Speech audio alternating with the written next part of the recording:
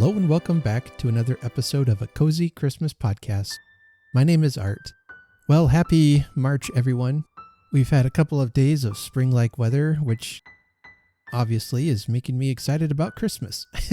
For today's episode, I'm going to be reading the entirety of Chapter 2 from the Chimes. I have been a little bit delayed in the progress I've been wanting to make through this book, so I thought instead of just dividing up this chapter in half again, I would just go ahead and do the full chapter and get kind of caught up, at least to plan B of what my schedule is this year. I hope you will enjoy that. Real quick, I do want to remind you that we have a Cozy Christmas Book Club happening, and we are right about in the middle, at the time of this recording, of reading Mrs. Claus and the Santaland Slayings by Liz Ireland. And it seems like everyone's been really enjoying that. I think for me, the part I've enjoyed the most is talking with people about it or hearing their thoughts about the story. We've had everything shared from just favorite quotes to some really in-depth thinking about even the cover art. One listener even made a playlist for us to listen to while we read based on the artists that the characters mention. The music artists that the characters mention in the story. So that's really awesome. And I'm looking forward to sometime near the end of March, we will be having some kind of online hangout, whether it's Zoom or if I do a live YouTube video, I'm not sure yet. But we'll get on there and discuss the book itself. If anyone wants to join on that video, I don't know if I'm quite ready to try a live episode yet, but we'll definitely get together at least on Zoom and talk about this book. That's the other part I'm really looking forward to is getting some actual interaction on it. All right, well, I'm going to go ahead and get to the story because we'll have a longer chapter today, but I know it's one that you will enjoy. So if you're able, I would invite you to settle down in your favorite chair, grab a cup of coffee or eggnog, turn up the Christmas fire, and I'll read to you The Chimes by Charles Dickens, Chapter 2.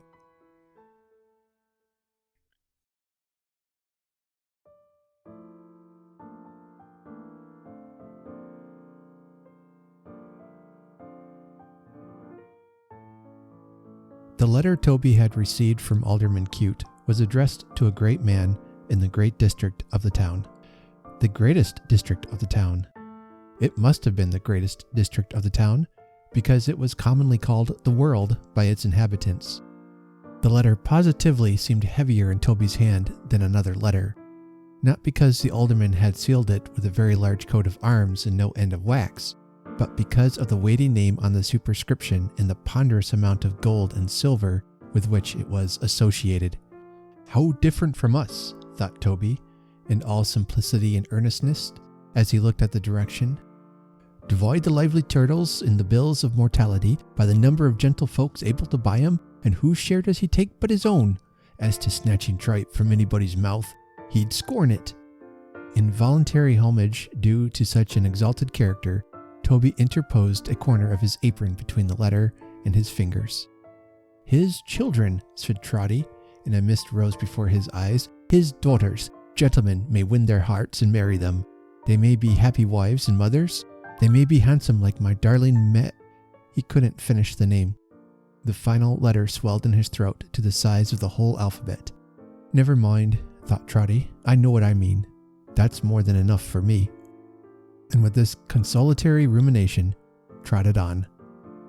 It was a hard frost that day. The air was bracing, crisp and clear. The wintry sun, though powerless for warmth, looked brightly down upon the ice it was too weak to melt, and set a radiant glory there. At other times, Trotty might have learned a poor man's lesson from the wintry sun, but he was past that now. The year was old that day. The patient year had lived through the reproaches and misuses of its slander, and faithfully performed its work. Spring, summer, autumn, winter.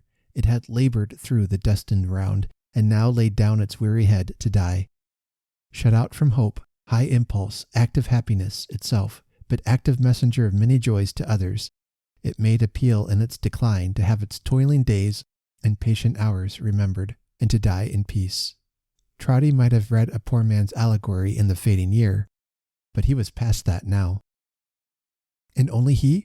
Or has the like appeal been ever made by 70 years at once upon an English labourer's head, and made in vain? The streets were full of motion, and the shops were decked out gaily. The new year, like an infant heir to the whole world, was waited for, with welcomes, presents, and rejoicings. There were books and toys for the new year, glittering trinkets for the new year, dresses for the new year, schemes of fortune for the new year, new inventions to beguile it. Its life was parcelled out in almanacs and pocketbooks. The coming of its moons and stars and tides was known beforehand to the moment. All the workings of its seasons and their days and nights were calculated with as much precision as Mr. Filer could work sums in men and women. The new year, everywhere the new year. The old year was already looked upon as dead, and its effects were selling cheap, like some drowned mariners aboard ship. Its patterns were last year's, and going at a sacrifice before its breath was gone. Its treasures were mere dirt beside the riches of its unborn successor. Trotty had no portion to his thinking in the new year or the old. Put 'em down, facts and figures, good old times, put 'em down.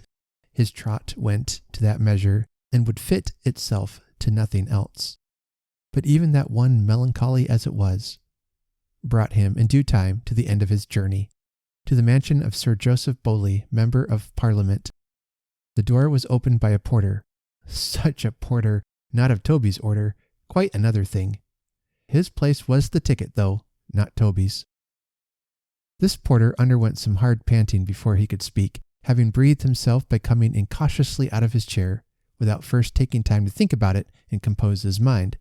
When he had found his voice, which it took him a long time to do, for it was a long way off, and hidden under a load of meat, he said in a fat whisper, "Who's it from?" Toby told him.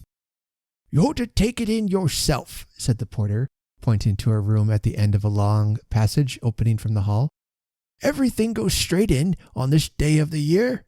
You're not a bit too soon, for the carriage is at the door now, and they have only come to town for a couple of hours a purpose." Toby wiped his feet, which were quite dry already, with great care, and took the way pointed out to him, observing, as he went, that it was an awfully grand house, but hushed and covered up, as if the family were in the country.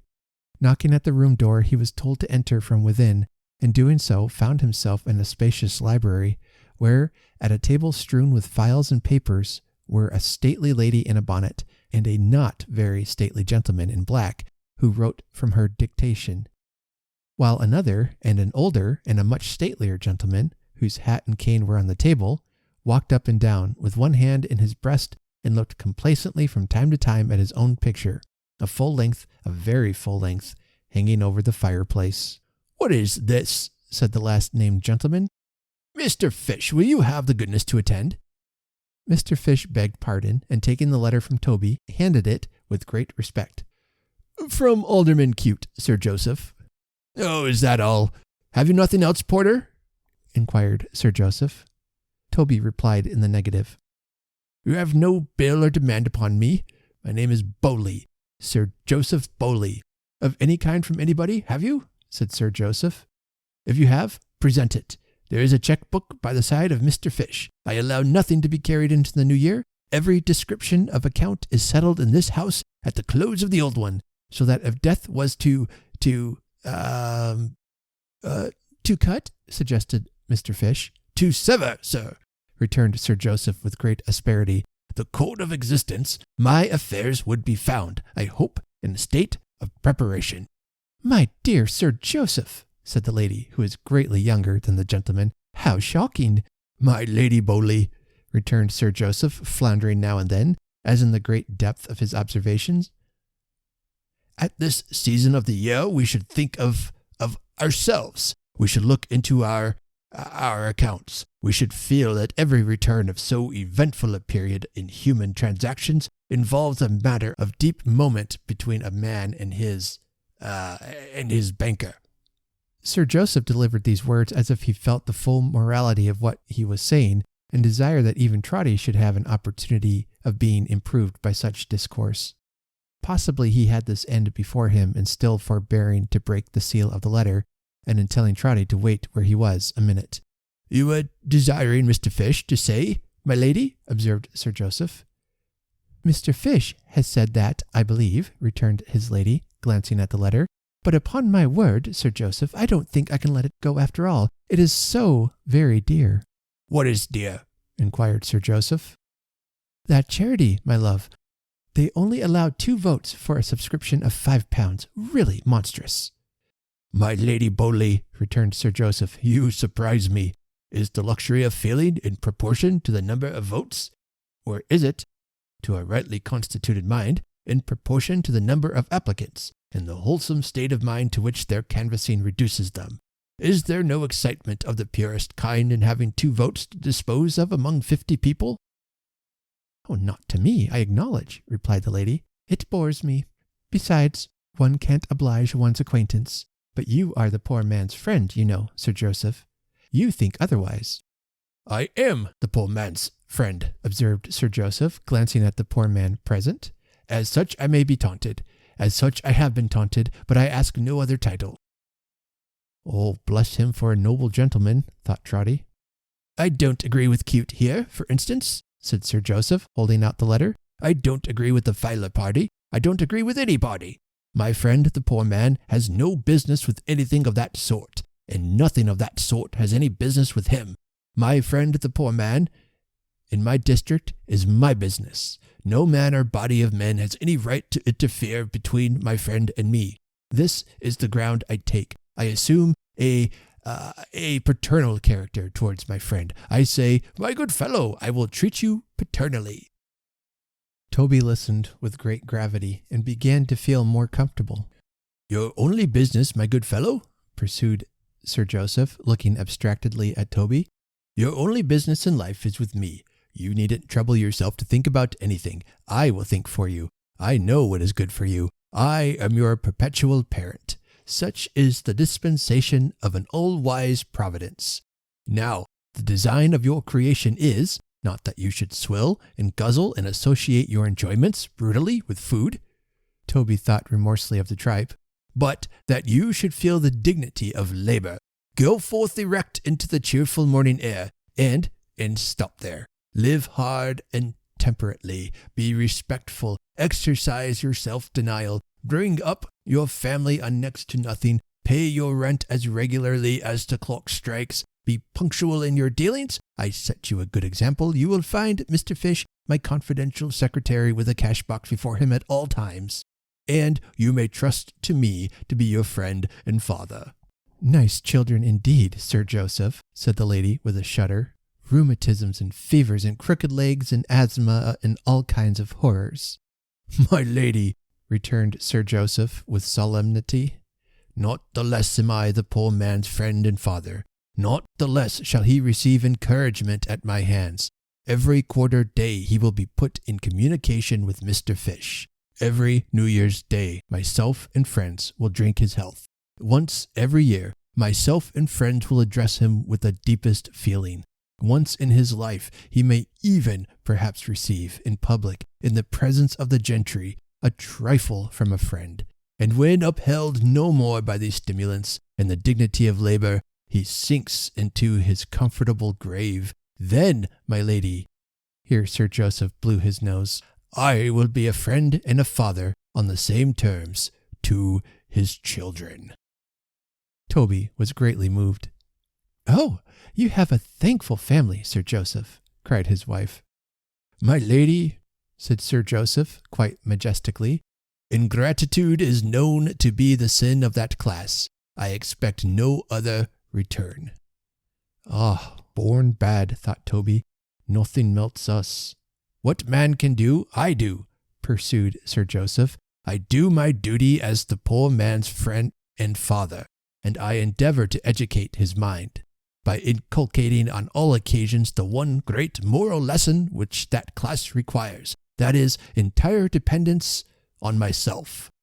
They have no business whatever with themselves. If wicked and designing persons tell them otherwise, and they become impatient and discontented, and are guilty of insubordinate conduct and black-hearted ingratitude, which is undoubtedly the case. I am their friend and father still. It is so ordained. It is the nature of things." With that great sentiment, he opened the alderman's letter and read it. "Very polite and attentive, I am sure," exclaimed Sir Joseph.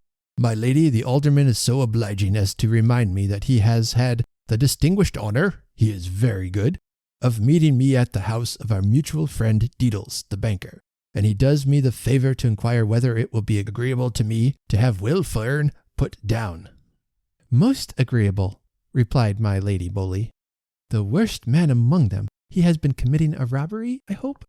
"Why, no," said Sir Joseph, referring to the letter. "Not quite. Very near. Not quite. He came up to London, it seems, to look for employment, trying to better himself, that's his story, and being found at night asleep in a shed, was taken into custody and carried next morning before the alderman.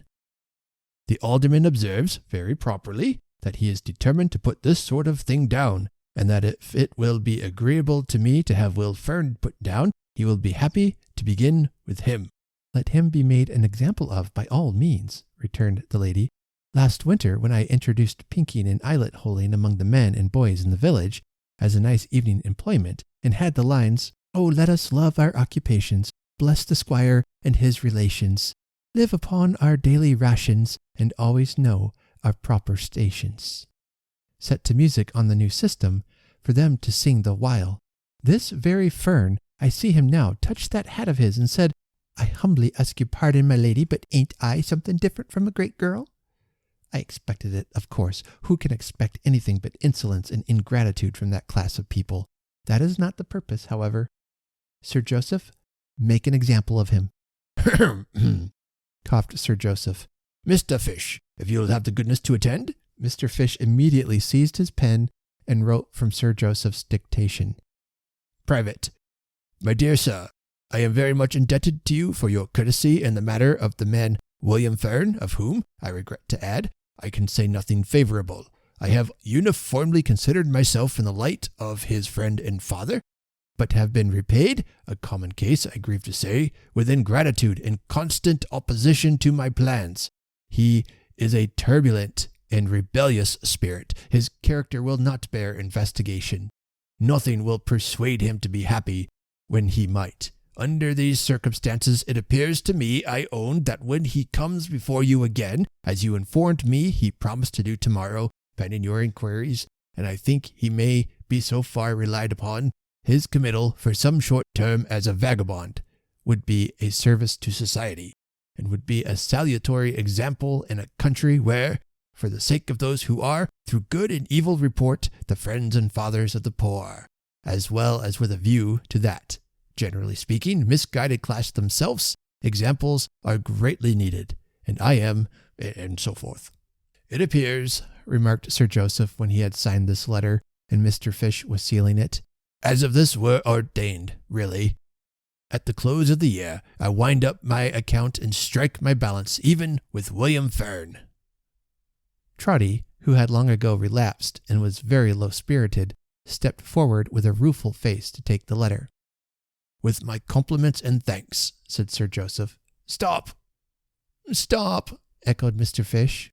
"You have heard, perhaps," said Sir Joseph, oracularly, "certain remarks into which I have been led respecting the solemn period of time at which we have arrived, and the duty imposed upon us of settling our affairs and being prepared. You have observed that I don't shelter myself behind my superior standing in society, but that Mr. Fish, that gentleman, has a checkbook at his elbow, and is in fact here to enable me to turn over a perfectly new leaf, and enter on the epoch before us with a clean account. Now, my friend, can you lay your hand upon your heart and say that you also have made preparations for a new year?"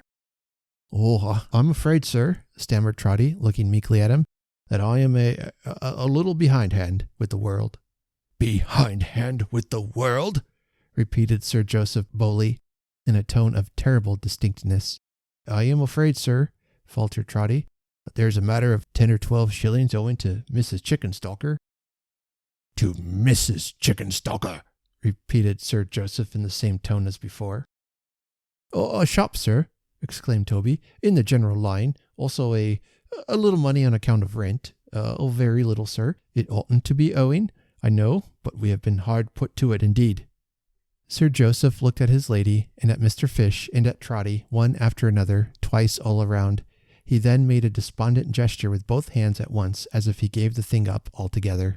"How a man, even among this improvident and impracticable race, an old man, a man grown grey, can look a new year in the face with his affairs in this condition, how he can lie down on his bed at night and get up again in the morning and— There," he said, turning his back on Trotty, "take the letter, take the letter." "I heartily wish it was otherwise, sir," said Trotty, anxious to excuse himself. "We have been tried very hard." Sir Joseph still repeating, "Take the letter, take the letter," and Mr. Fish not only saying the same thing, but giving additional force to the request by motioning the bearer to the door, he had nothing for it but to make his bow and leave the house. And in the street, poor Trotty pulled his worn old hat down on his head to hide the grief he felt at getting no hold on the new year anywhere. He didn't even lift his hat to look up at the bell tower when he came to the old church on his return. He halted there a moment from habit, and knew that it was growing dark, and that the steeple rose above him, indistinct and faint in the murky air.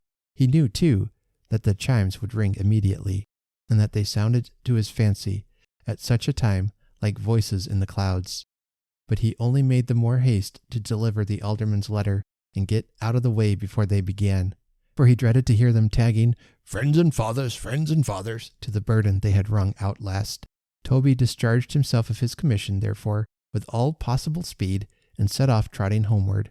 But what with his pace, which was at best an awkward one in the street, and what with his hat, which didn't improve it, he trotted against somebody in less than no time, and was sent staggering out into the road.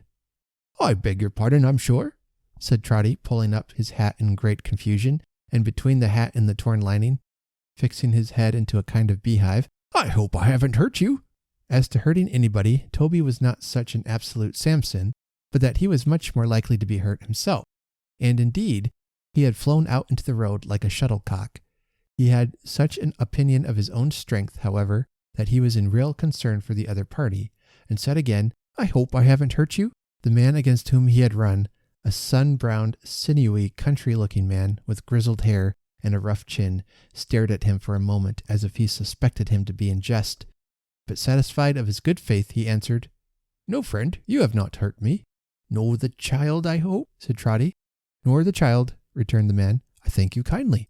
As he said so, he glanced at a little girl he carried in his arms, asleep, and shading her face with the long end of the poor handkerchief he wore about his throat, went slowly on. The tone in which he said, "I thank you kindly," penetrated Trotty's heart. He was so jaded and footsore, and so soiled with travel, and looked about him so forlorn and strange, that it was a comfort to him to be able to thank anyone, no matter for how little. Toby stood gazing after him as he plodded wearily away, with the child's arm clinging round his neck. At the figure in the worn shoes, now the very shade and ghost of shoes, rough leather leggings, common frock, and broad slouched hat, Trotty stood gazing, blind to the whole street, and at the child's arm clinging round its neck. Before he merged into the darkness, the traveller stopped, and looking round, and seeing Trotty standing there yet, seemed undecided whether to return or go on. After doing first the one and then the other, he came back, and Trotty went halfway to meet him. "You can tell me, perhaps," said the man with a faint smile, "and if you can, I am sure you will, and I'd rather ask you than another, where Alderman Cute lives?" "Oh, close at hand," replied Toby. "I'll show you his house with pleasure." "I was to have gone to him elsewhere tomorrow," said the man, accompanying Toby, "but I am uneasy under suspicion, and want to clear myself, and to be free to go and seek my bread. I don't know where, so maybe he'll forgive my going to his house tonight." "It's impossible," cried Toby with a start. "That your name's Fern?" "Eh?" cried the other, turning on him in astonishment. "Fern, Will Fern," said Trotty. "Well, that's my name," replied the other. "Why then," said Trotty, seizing him by the arm and looking cautiously round, "for heaven's sake, don't go to him. Don't go to him. He'll put you down as sure as ever you were born. Here, come up this alley, and I'll tell you what I mean. Don't go to him." His new acquaintance looked as if he thought him mad, but he bore him company nevertheless. When they were shrouded from observation, Trotty told him what he knew, and what character he had received, and all about it. The subject of his history listened to it with a calmness that surprised him. He did not contradict or interrupt it once. He nodded his head now and then, more in corroboration of an old and worn-out story, it appeared, than in refutation of it, and once or twice threw back his hat and passed his freckled hand over his brow, where every furrow he had ploughed seemed to have set its image in little. But he did no more. "It's true enough in the main," he said. "Master, I could sift grain from husk here and there, but let it be as 'tis. What odds? I have gone against his plans, to my misfortune. I can't help it. I should do the like tomorrow. As to character, them gentle folks will search and pry and have it as free from spot or speck in us, afore they'll help us to a dry good word." "Well, I hope they don't lose good opinion as easy as we do, or their lives is strict indeed, and hardly worth the keeping. For myself, master, I never took with that hand," holding it before him, "what wasn't my own, and never held it back from work, however hard or poorly paid. Whoever can deny it, let him chop it off. But when work won't maintain me like a human creature, when my living is so bad that I am hungry, out of doors and in, when I see a whole working life begin that way, go on that way and end that way, without a chance or change, then I say to the gentle folks, keep away from me. Let my cottage be. My doors is dank enough without your darkening of 'em more. Don't look for me to come up into the park to help you show when there's a birthday or a fine speech-making or what not. Act your plays and games without me, and be welcome to 'em and enjoy 'em. We've naught to do with one another. I'm best left alone."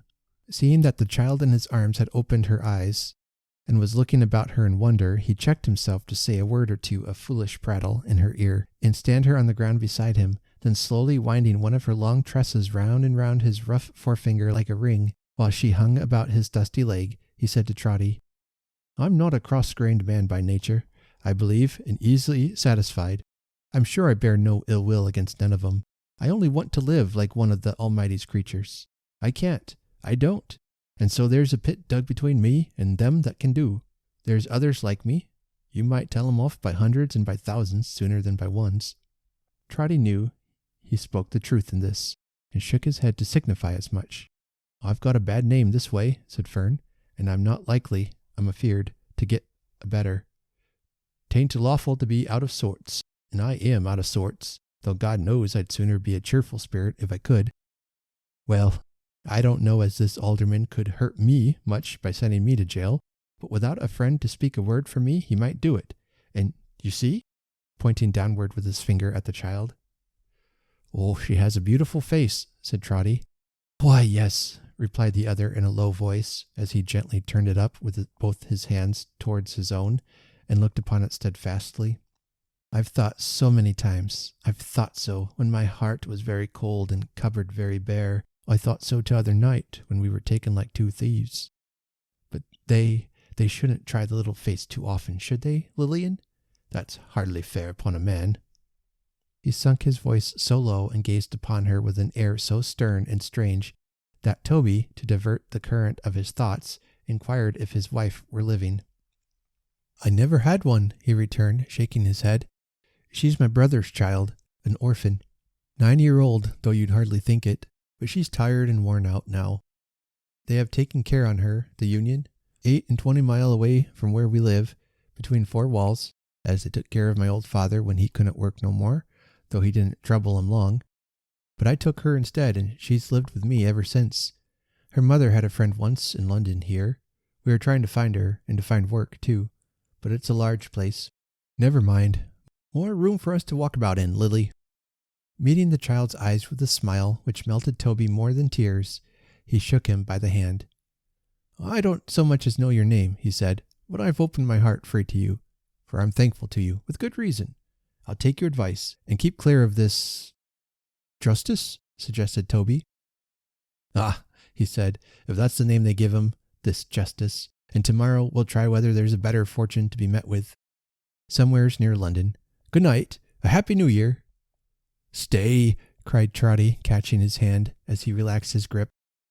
"Stay, the New Year never can be happy to me if we part like this. The new year can never be happy to me if I see the child and you go wandering away, you don't know where, without a shelter for your heads. Come home with me. I am a poor man living in a poor place, but I can give you lodging for one night and never miss it. Come home with me. Here, I'll take her, cried Trotty, lifting up the child. A pretty one. I'd carry 20 times her weight and never know I'd got it. Tell me if I go too quick for you. I'm very fast. I always was. Trotty said this, taking about 6 of his trotting paces to one stride of his fatigued companion, and with his thin legs quivering again beneath the load he bore. Why, she's as light, said Trotty, trotting in his speech as well as in his gait, for he couldn't bear to be thanked, and dreaded a moment's pause. As light as a feather, lighter than a peacock's feather, a great deal lighter. Here we are, and here we go, round this first turning to the right, Uncle Will, and past the pump, and sharp off the passage to the left, right opposite the public house. Here we are, and here we go. Cross over, Uncle Will, and mind the kidney pieman at the corner. Here we are, and here we go. Down the mews here, Uncle Will, and stop at the black door. T. Vec, ticket porter, wrote upon a board. And here we are, and here we go, and here we are indeed, my precious. Meg, surprising you. With which words Trotty, in a breathless state, set the child down before his daughter in the middle of the floor. The little visitor looked once at Meg, and doubting nothing in that face, but trusting everything she saw there, ran into her arms. Here we are, and here we go, cried Trotty, running around the room, and choking audibly. Here, Uncle Will, here's a fire, you know. Why don't you come to the fire? Oh, here we are, and here we go. Meg, my precious darling, where's the kettle? Here it is, and here it goes, and it'll boil in no time. Trotty really had picked up the kettle somewhere or other in the course of his wild career, and now put it on the fire, while Meg, seating the child in a warm corner, knelt down on the ground before her, and pulled off her shoes, and dried her wet feet on a cloth.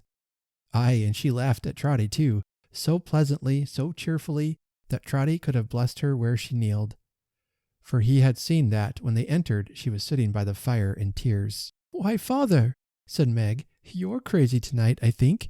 I don't know what the bells would say to that. Poor little feet, how cold they are. Oh, they're warmer now, exclaimed the child. They're quite warm now. No, no, no, said Meg. We haven't rubbed 'em half enough. We're so busy, and when they're done, we'll brush out the damp hair, and when that's done, we'll bring some color to the poor pale face with fresh water, and when that's done, we'll be so gay and brisk and happy.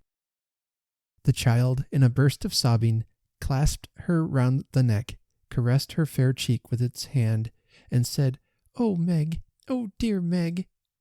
Toby's blessing could have done no more. Who could do more? Why, father, cried Meg after a pause. Here I am, and here I go, my dear, said Trotty. Good gracious me, cried Meg. He's crazy. He's put the dear child's bonnet on the kettle and hung the lid behind the door. I didn't go for to do it, my love, said Trotty, hastily repairing this mistake. Meg, my dear. Meg looked towards him and saw that he had elaborately stationed himself behind the chair of their male visitor, where with many mysterious gestures he was holding up the 6pence he had earned. I see, my dear, said Trotty, as I was coming in, half an ounce of tea lying somewhere on the stairs, and I'm pretty sure there was a bit of bacon too, as I don't remember where it was exactly. I'll go myself and try to find 'em. With this inscrutable artifice, Toby withdrew to purchase the viands he had spoken of for ready money at Mrs. Chickenstalker's, and presently came back, pretending he had not been able to find them at first in the dark. Oh, but here they are at last, said Trotty, setting out the tea things. All correct. I was pretty sure it was tea and a rasher. So it is. Meg, my pet, if you'll just make the tea while your unworthy father toasts the bacon, we shall be ready, immediate. It's a curious circumstance, said Trotty, proceeding in his cookery, with the assistance of the toasting fork. Curious, but well known to my friends, that I never care myself for rashers nor for tea. I like to see other people enjoy 'em, said Trotty, speaking very loud to impress the fact upon his guest. But to me, as food, they're disagreeable. Yet Trotty sniffed the savor of the hissing bacon, as if he liked it. And when he poured the boiling water in the teapot, looking lovingly down to the depths of that snug cauldron, and suffered the fragrant steam to curl about his nose, and wreathe his head and face in a thick cloud. However, for all this he neither ate nor drank, except at the very beginning. a mere morsel for form's sake, which he appeared to eat with infinite relish, but declared was perfectly uninteresting to him. No, Trotty's occupation was to see Will Fern and Lillian eat and drink, and so was Meg's. And never did spectators at a city dinner or court banquet find such high delight in seeing others feast, although it were a monarch or a pope, as those two did in looking on that night. Meg smiled at Trotty, Trotty laughed at Meg, Meg shook her head and made believe to clap her hands, applauding Trotty. Trotty conveyed in dumb show unintelligible narratives of how and when and where he had found the visitors to Meg, and they were happy, very happy. Although, thought Trotty sorrowfully as he watched Meg's face, that match is broken off, I see. Now I'll tell you what, said Trotty after tea. The little one, she sleeps with Meg, I know. With good Meg? Cried the child, caressing her. With Meg? That's right, said Trotty, and I shouldn't wonder if she kissed Meg's father, won't she? I'm Meg's father. Mightily delighted Trotty was when the child went timidly towards him, and having kissed him, fell back upon Meg again. Oh, she's as sensible as Solomon, said Trotty. Here we come, and here we— No, we don't. I don't mean that. What was I saying, Meg, my precious?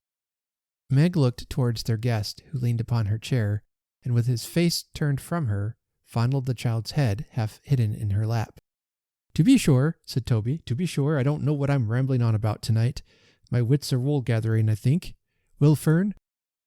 You come along with me. You're tired to death and broken down for want of rest. You come along with me. The man still played with the child's curls, still leaned upon Meg's chair, still turned away his face. He didn't speak, but in his rough coarse fingers clenching and expanding in the fair hair of the child, there was an eloquence that said enough. Yes, yes, said Trotty, answering unconsciously what he saw expressed in his daughter's face. Take her with you, Meg. Get to bed, there. Now, Will, I'll show you where you lie. It's not much of a place, only a loft, but having a loft, I always say, is one of the great conveniences of living in a mews. Until this coach house and stable gets a better let, we'll live here cheap. There's plenty of sweet hay up there, belonging to a neighbor, and it's as clean as hands, and Meg can make it. Cheer up, don't give way. A new heart for a new year, always. The hand released from the child's hair had fallen, trembling, into Trotty's hand. So Trotty, talking without intermission, led him out as tenderly and easily as if he had been a child himself. Returning before Meg, he listened for an instant at the door of her little chamber, an adjoining room. The child was murmuring a simple prayer before lying down to sleep, and when she had remembered Meg's name, dearly, dearly, so her words ran, Trotty heard her stop and ask for his. It was some short time before the foolish little old fellow could compose himself to mend the fire and draw his chair to the warm hearth. But when he had done so and had trimmed the light, he took his newspaper from his pocket and began to read. Carelessly at first, and skimming up and down the columns, but with an earnest and a sad attention very soon. For this same dreaded paper redirected Trotty's thoughts into the channel they had taken all that day, and which the day's events had so marked out and shaped. His interest in the two wanderers had set him on another course of thinking, and a happier one for the time. But being alone again, and reading of the crimes and violences of the people, he relapsed into his former train. In this mood he came to an account, and it was not the first he had ever read, of a woman who had laid her desperate hands not only on her own life, but on that of her young child. A crime so terrible and so revolting to his soul, dilated with the love of Meg, that he let the journal drop and fell back in his chair, appalled. Unnatural and cruel, Toby cried. Unnatural and cruel. None but people who were bad at heart, born bad, who had no business on the earth, could do such deeds. It's too true, all I've heard today. Too just, too full of proof. We're bad. The chimes took up the words so suddenly, burst out so loud and clear and sonorous, that the bells seemed to strike him in his chair. And what was that, they said? Toby Veck, waiting for you, Toby. Toby Veck, waiting for you, Toby. Come and see us, come and see us. Drag him to us, drag him to us. Haunt and hunt him, haunt and hunt him. break his slumbers, break his slumbers. Toby Veck, Toby Veck, door open wide, Toby. Toby Veck, Toby Veck, door open wide, Toby. Then fiercely back to their impetuous strain again, and ringing in the very bricks and plaster on the walls. Toby listened. Fancy, his remorse for having run away from them that afternoon. No, nothing of the kind. Again, and yet a dozen times again. Haunt and hunt him, haunt and hunt him. Drag him to us, drag him to us. Deafening the whole town. Meg, said Trotty softly, tapping at her door. Do you hear anything? I hear the bells, Father. Surely they're very loud tonight. Is she asleep? Said Toby, making an excuse for peeping in. So peacefully and happily. I can't leave her yet, though, Father. Look how she holds my hand. Meg, whispered Trotty, listen to the bells. She listened, with her face towards him all the time, but it underwent no change. She didn't understand them. Trotty withdrew, resumed his seat by the fire, and once more listened by himself. He remained here a little time. It was impossible to bear it. Their energy was dreadful. If the tower door is really open, said Toby, hastily laying aside his apron, but never thinking of his hat, what's to hinder me from going up into the steeple and satisfying myself? If it's shut, I don't want any other satisfaction. That's enough. He was pretty certain as he slipped out quietly into the street that he should find it shut and locked, for he knew the door well and had so rarely seen it open that he couldn't reckon above 3 times in all. It was a low-arched portal outside the church in a dark nook behind a column, and had such great iron hinges and such a monstrous lock that there was more hinge and lock than door. But what his astonishment when, coming bareheaded to the church and putting his hand into this dark nook, with a certain misgiving that it might be unexpectedly seized and a shivering propensity to draw it back again, he found that the door, which opened outwards, actually stood ajar. He thought, on the first surprise, of going back, or of getting a light, or a companion, but his courage aided him immediately, and he determined to ascend alone. What have I to fear? Said Trotty. It's a church. Besides, the ringers may be there and have forgotten to shut the door. So he went in, feeling his way as he went like a blind man, for it was very dark and very quiet, for the chimes were silent. The dust from the street had blown into the recess, and lying there heaped up made it so soft and velvet-like to the foot that there was something startling even in that.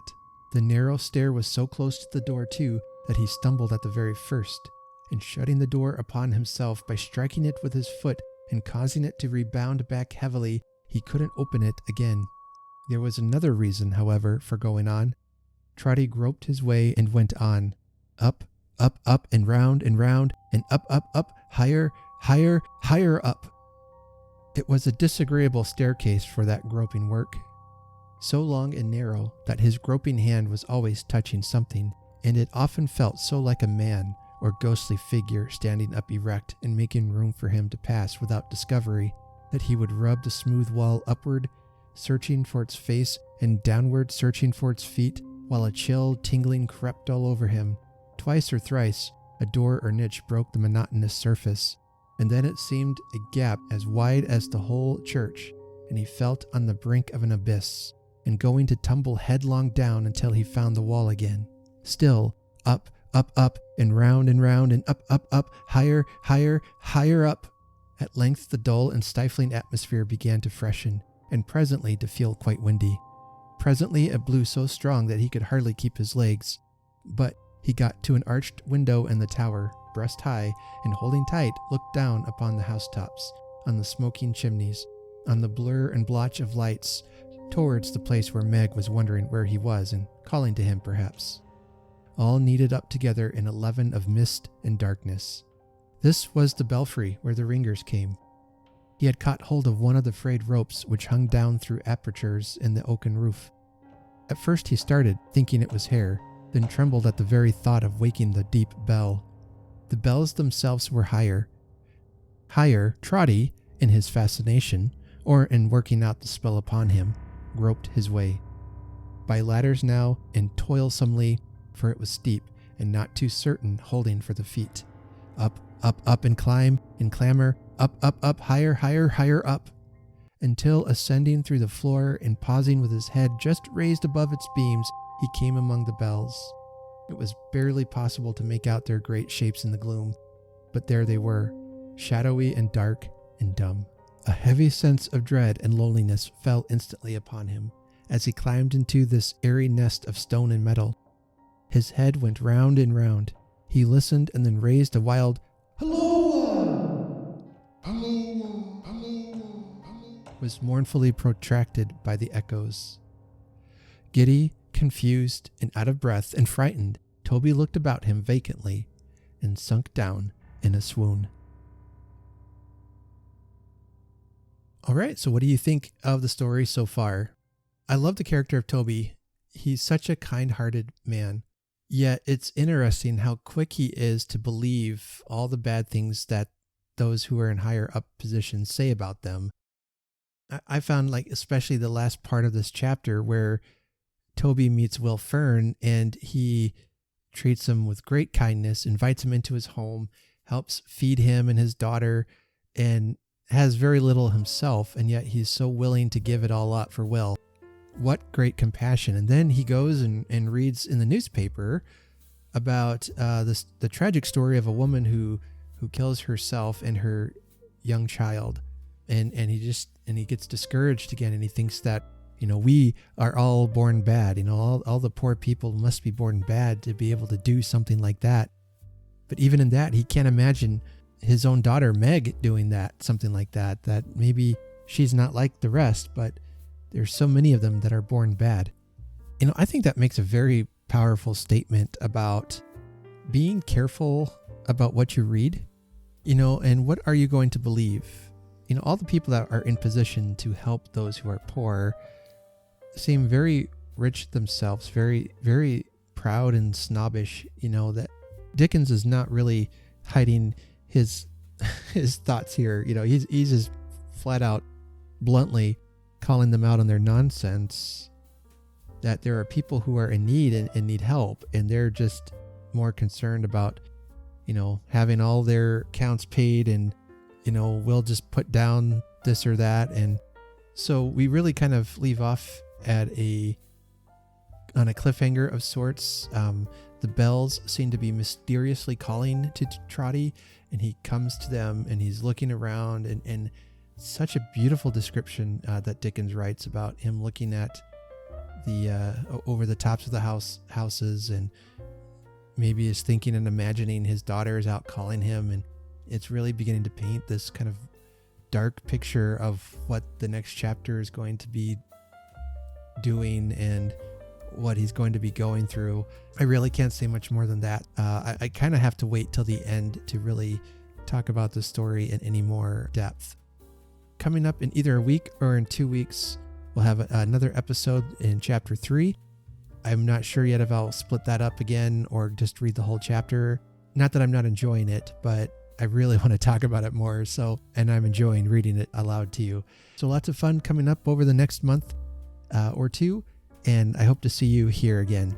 So for now, I hope that you would check out the show notes, and you can find their ways to help support the podcast, as well as how to sign up for the Cozy Christmas Book Club. All that information is down below, and I'd love to see you over there on our Facebook group. And so until next time, let us determine to honor Christmas in our hearts and try to keep it all the year. Have a very Merry Christmas.